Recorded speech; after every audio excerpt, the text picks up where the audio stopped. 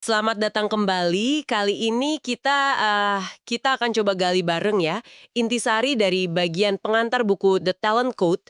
Misi kita sih simple aja. Kita mau lihat gagasan-gagasan awal buku ini soal, dari mana sih datangnya bakat luar biasa itu dan gimana cara kerjanya.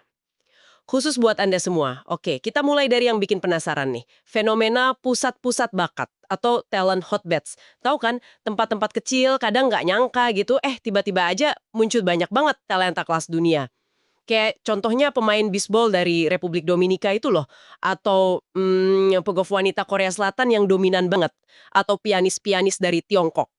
Jadi bertanya-tanya kan, ini asalnya dari mana sih? Kok bisa mekar gitu di sana? Pertanyaan kayak gitu sebenarnya ya bukan hal baru loh. Coba deh inget Florence pas zaman Renaissance. Banyak banget kan seniman hebat lahir dari sana.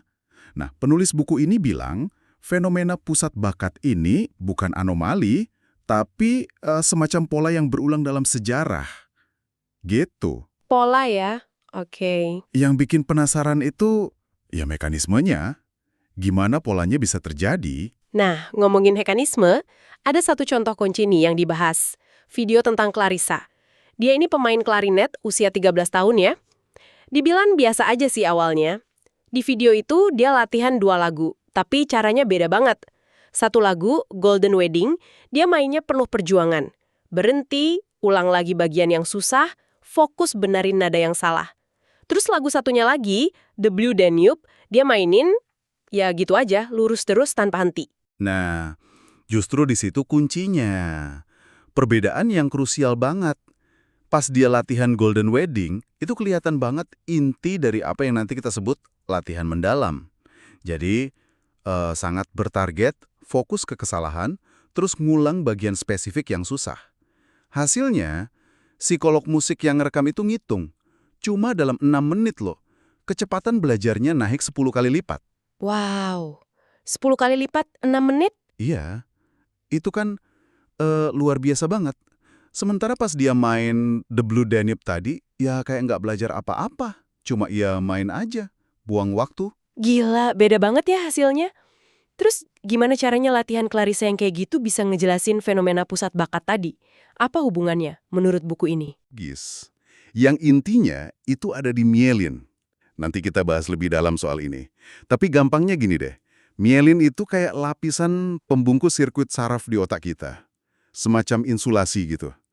Nah, latihan yang fokus, yang penuh perjuangan kayak Clarissa pas main Golden Wedding itu, ternyata micu pertumbuhan lapisan mielin ini. Oh, jadi makin tebel gitu lapisannya. Iya, makin tebel, sirkuit sarafnya makin cepat dan akurat kerjanya. Analoginya juga menarik sih, kayak pohon redwood raksasa sama bunga mawar kecil. Keduanya kan tumbuh lewat mekanisme seluler dasar yang sama ya kan? Iya iya. Nah, keterampilan yang beda-beda itu ternyata dibangunnya juga lewat mekanisme biologis dasar yang serupa. Lewat mielin ini. Menarik analoginya. Buku ini juga ngasih definisi bakat yang cukup spesifik ya. Katanya bakat itu keterampilan yang bisa diulang konsisten dan nggak tergantung ukuran fisik. Terus pas penulisnya ngamatin langsung pusat-pusat bakat ini, pemandangannya tuh katanya jauh dari kesan keren atau ajaib gitu. Malah seringnya kelihatan perjuangan yang pelan, fokus banget, intens, sampai ekspresi mukanya kayak Clint Eastwood lagi konsen gitu katanya. Contohnya ada anak namanya Brunio, 11 tahun di Brasil, latihan gerakan elastiko sepak bola. Susah payah banget. Atau Jenny, penyanyi 24 tahun, ngulang satu frase nada sulit terus-terusan. Nah, ini nyambung banget sama gagasan praktik mendalam atau yang disebut psikolog Robert Jork sebagai kesulitan yang diinginkan, desirable difficulties. Ada eksperimen klasik soal ingatan pasangan kata. Satu kelompok suruh ingat kata di kolom A, utuh, misalnya. Roti, mentega. Kelompok lain di kolom B katanya nggak lengkap, kayak komputer, tetikus. Tebak hasilnya gimana? Gimana yang B lebih ingat? 3 kali lipat, lebih banyak. Kenapa? Karena pas ngisi bagian kosong itu, ada sepersekian detik perjuangan ekstra. Ada kesulitan kecil. Justru kesulitan kecil inilah yang bikin jejak memorinya lebih kuat. Jadi ini soal nemuin titik optimal belajar. Sedikit di luar batas nyaman kita. Gitu. Oh, oke oke. Konsep ini kayaknya sejalan ya sama temuannya Anders Ericsson soal praktek terdeliberasi, deliberate practice. Sama aturan 10.000 jam yang terkenal itu kan? Betul sekali. Erikson kan nemuin kalau kunci buat jadi kelas dunia di hampir semua bidang itu bukan cuma latihan biasa, tapi latihan yang terstruktur, fokus benerin teknik, sadar buat nantang kelemahan. Dan ini berlaku universal ya katanya, sampai nantang mitos jenius bawaan kayak Mozart. Ternyata Mozart juga latihannya gila-gilaan dari kecil ya, ribuan jam. Tepat, jadi bukan cuma soal jumlah jamnya, tapi kualitas perjuangan dalam latihannya itu loh. Itu yang krusial. Jadi narasi umum soal talenta alami yang muncul gitu aja, itu terlalu simpel ya? Iya, seringkali terlalu menyederhanakan.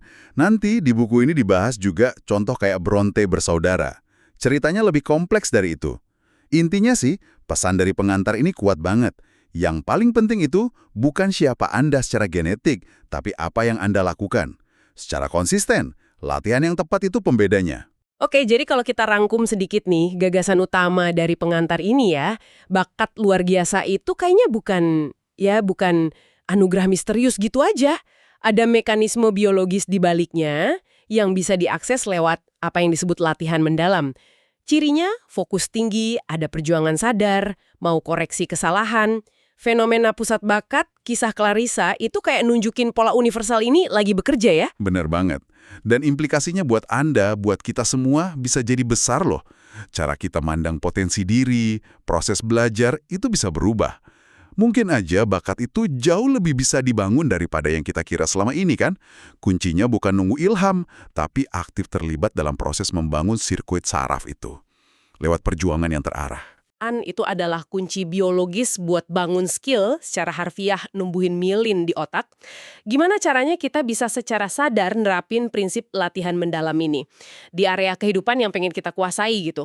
Apalagi pas latihannya kerasa susah, nggak nyaman, atau bahkan pas kita ngerasa ya nggak berbakat banget lah di bidang itu. Gimana tuh? Oke deh, terima kasih banyak sudah menyimak eksplorasi awal kita terhadap The Talent Code ini. Sampai jumpa di pembahasan kita berikutnya ya.